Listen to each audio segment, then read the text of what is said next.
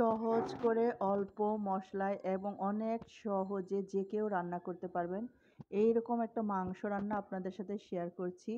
চুলায় কড়াই বসিয়ে দিয়েছি, তেলটা দিয়ে দিয়েছি, পেঁয়াজ কুচি করে রেখেছি, পেঁয়াজ কুচিটা দিয়ে নেড়ে চেড়ে নরম করে ভেজে নেব। খুব সহজ সরল একটা রান্না, যে কেউ রান্না করতে পারবেন। ব্যাচেলর যারা আছেন, নতুন গৃহিণী যারা আছেন, যারা মানে প্রথম প্রথম রান্না করছেন, তারা কিন্তু এই রান্নাটি করে খেতে পারেন। এই মাংস রান্নাটা কিন্তু খেতে অনেক মজা হয়। মানে এত সাধারণভাবে সহজভাবে এই মাংস রান্নাটা আপনি যখন প্রথমবারের মতো রাঁধবেন অনেক বেশি ভালো লাগবে। যখন আপনি রাঁধতে রাঁধতে এক্সপার্ট হয়ে যাবেন তখন আপনি আপনার মতো রান্না করে নিতে পারবেন। তো এই যে পেঁয়াজটা ভালো করে ভেজে নিয়েছি, তারপরে এই যে রসুন বাটা 1 টেবিল চামচ, আদা বাটা 1/2 টেবিল চামচ দিয়ে আদা রসুনটা খুব ভালো করে কষিয়ে নেব, যাতে কাঁচা ফ্লেভারটা একদম চলে যায় রসুন থেকে। যে কোনো মাংসই আপনি এইভাবে রান্না করতে পারবেন, এই পদ্ধতিতে একদম সহজ, কিন্তু খেতে অনেক বেশি ভালো লাগে। আর আগুনটা একটু কমিয়ে রাখবো, মানে মিডিয়াম থেকেও আরে একটু কমে দিয়ে রান্নাটা করছি, সেজন্য একটু ভালো সময় নিয়ে কষাতেও পারছি। একটু পানি দিয়ে দিব এখন। গুঁড়ো মশলা দেওয়ার আগে একটু পানি দিয়ে নিলে যেটা হয়, গুঁড়ো মশলাটা পুড়ে যায় না।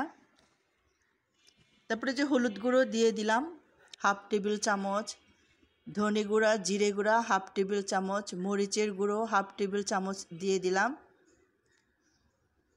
আমি আরেকটু জিরে গুঁড়ো দিয়ে দিলাম, 2 চা চামচের মতো জিরে গুঁড়ো এখানে দিয়ে দিয়েছি,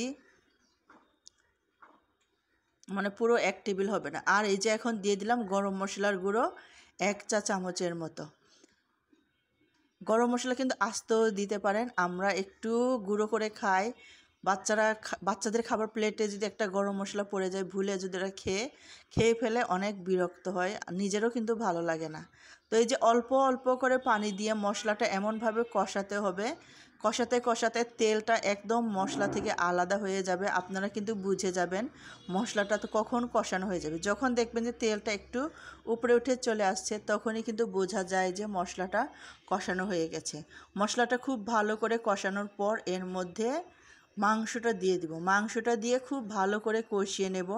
মাংস ধুয়ে একটু পানি ধোয়ার পরে কিন্তু মাংসতে অনেক পানি লেগে থাকে, আপনি ঝরিয়ে নেবেন, তারপরেও মাংস থেকে পানি বের হয়।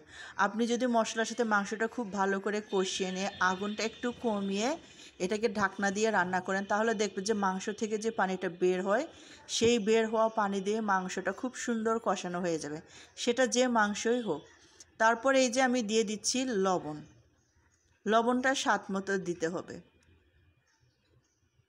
লবণটা একবারে প্রথমবার বেশি না দিয়ে প্রথমে অল্প করে দিয়ে তারপর আবার একটু টেস্ট করে নিয়ে স্বাদ মতো পরে আবার দিয়ে দিলে বেশি ভালো হয়। তো লবণটা দিয়ে কষিয়ে নিয়েছি। লবণটা অবশ্যই দিতে হবে, ভুলে গেলে হবে না। লবণটা যখন এই যে মাংস এরকম করে কষাবো তখন দিয়ে দিলে মাংস থেকে পানি বের হওয়াটা সহজ হয়। লবণ দিতে ভুলে গেলে কিন্তু মাংস থেকে যে পানিটা যে লেগে থাকে সহজে বের হতে চায় না। তো আমি এই যে ঢাকনা দিয়ে বেশ কিছুক্ষণ রান্না করেছি, তারপর এখান থেকে যে পানিটা বের হয়েছে আমি কিন্তু মাঝে মাঝে এসে ঢাকনা দিয়ে নাড়াচাড়া করে দিয়ে গেছি, যাতে নিচে লেগে না যায়। তো মাংস থেকে যতটা পানি বের হয়েছে আমি সেই পানি দিয়ে মাংসটা কিন্তু খুব ভালো করে কষিয়ে নিয়েছি। আর আমি কিন্তু ওই যে বলেছিলাম একটু পানি ঝরিয়ে নিয়েছি, সেজন্য মোটামুটি একটু কম পানি আসছে। আমরা যদি মাংসটা ধোয়ার সাথে সাথে রান্নায় দিয়ে দিই তাহলে মাংস থেকে প্রচুর পানি বের হয়, এক্সট্রা পানি দিতে হয় না। কিন্তু আমি একটু পানিটা কিন্তু বের করে নিয়েছি। তো এই যে এরকম করে সময় নিয়ে মাংসটা আমি খুব ভালো করে কষিয়ে নিচ্ছি। অনেক সুন্দর কালার চলে আসছে, অনেক সুন্দর একটা ফ্লেভার চলে আসছে। গুঁড়ো মশলায় রান্না করছি কিন্তু মনে হচ্ছে যেন বাটা মশলা দিয়ে আমি রান্নাটা করেছি। তেলটাও কিন্তু ছেড়ে আসছে, দেখেছেন? একদম কিন্তু দেখা যাচ্ছে মাংস থেকে যে তেলটা ছেড়ে আসছে। তো এরকম করে অল্প আগুনে কিন্তু মাংসটা কষিয়ে নিলে খেতেও যেমন মজা লাগবে আর মাংসটাও কিন্তু নরম হবে। তো এই যে আমি কিন্তু অল্প আগুনে বেশ সময় নিয়ে ঘন ঘন নেড়েচেড়ে মাংসটা কষিয়ে নিয়েছি। এখন এখানে আমি পানি দিয়ে দিচ্ছি। এটা আমি নর্মাল পানি দিয়ে দিলাম, কাঁচা পানি দিয়ে দিলাম। তো মাংসটা যেন ডুবে যায় সেই রকম করে আমি পানিটা দিয়ে দিলাম। এটা হলো নির্ভর করে আপনি মাংসটা একদম ভুনা ভুনা করে খাবেন নাকি ঝোল করে খাবেন। আমি একটু ঝোল করে রান্না করব, ঘন একটা ঝোল হবে, তো এই যে ঢাকনা দিয়ে অল্প মিডিয়াম আঁচে রান্না করছি। অনেক বেশি আগুন দিলে পানিটা তাড়াতাড়ি শুকিয়ে যাবে আর মাংসের মতো অনেক শক্ত থেকে যাবে, মজে যাবে না। তো অল্প আগুনে মিডিয়াম আঁচে অল্প অল্প করে রান্না করতে হবে। এখন এই যে পানিটা কিন্তু অনেকটাই শুকিয়ে আসছে, ঝোলটা ঘন হয়ে আসছে। এইটা এখন আমি নামিয়ে নেব। উপর থেকে কয়েকটা কাঁচামরিচ দিয়ে দিয়েছি। সুন্দর একটা কালার আসছে, সুন্দর একটা স্মেল আসছে। সাথে থাকার জন্য ধন্যবাদ। এটা গরম গরম এবং পরে আবার গরম করে খেলে অনেক বেশি মজা লাগবে।